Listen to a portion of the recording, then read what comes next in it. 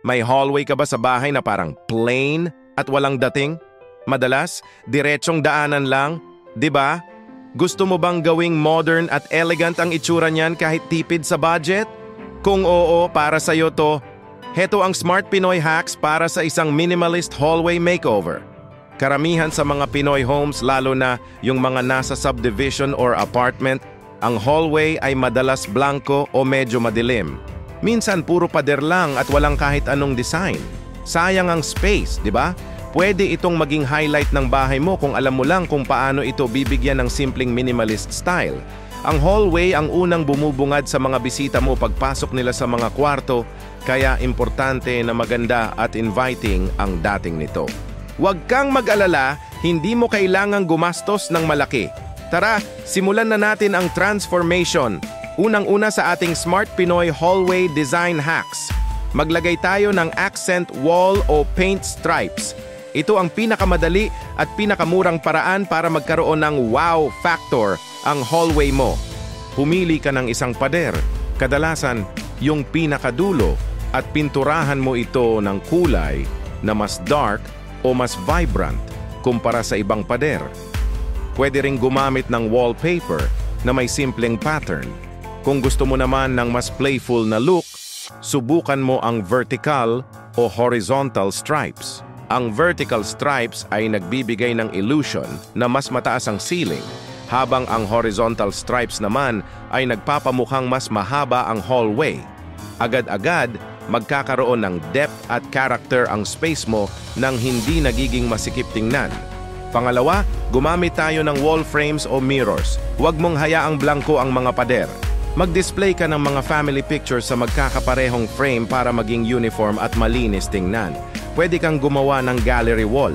Pumili ka ng mga frames na may simple at pare-parehong kulay tulad ng itim, puti o wood finish. Isa pang A+ na hack, mga salamin. Ang mga salamin ay magic lalo na sa maliliit na espasyo. Kapag naglagay ka ng malaking salamin sa isang pader, nagre-reflect ito ng ilaw at nagbibigay ng illusion na mas maluwang at mas maliwanag ang daanan. Strategy yan ng mga interior designer. Pangatlo at napaka-importante ay ang ilaw. Warm lighting o wall sconces ang kailangan natin.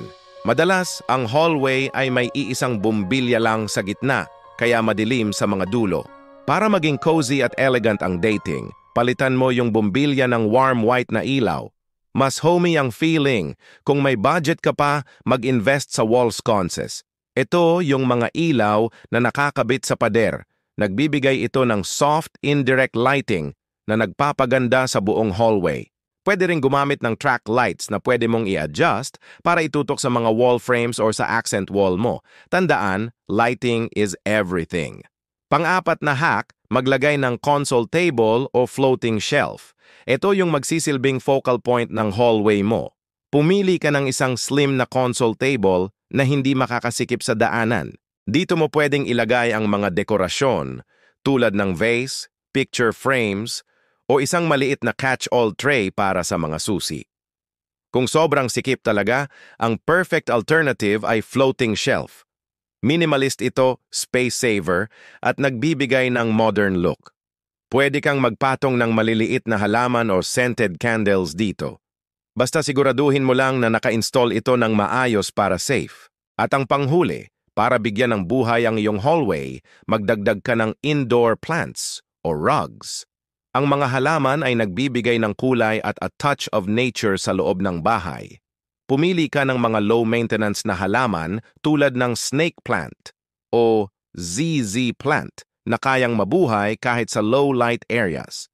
Kung sa sahig naman, isang runner rug ang sagot. Nagdaragdag ito ng texture, kulay at warmth sa hallway mo.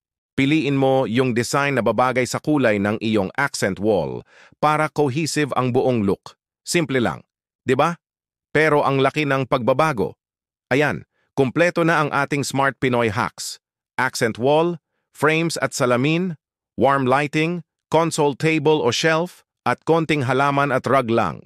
Mula sa isang boring na daanan, magiging minimalist, bright at modern na ang hallway mo na siguradong kapansin-pansin. Sana ay nakatulong ang mga tips na ito. Kung nagustuhan nyo ang video na to, Huwag kalimutang mag-like, mag-share at mag-subscribe para sa mas marami pang home improvement hacks. Sa susunod na video, alamin naman natin ang mga hacks para sa murang ceiling design ideas na nagbibigay ng premium look sa bahay.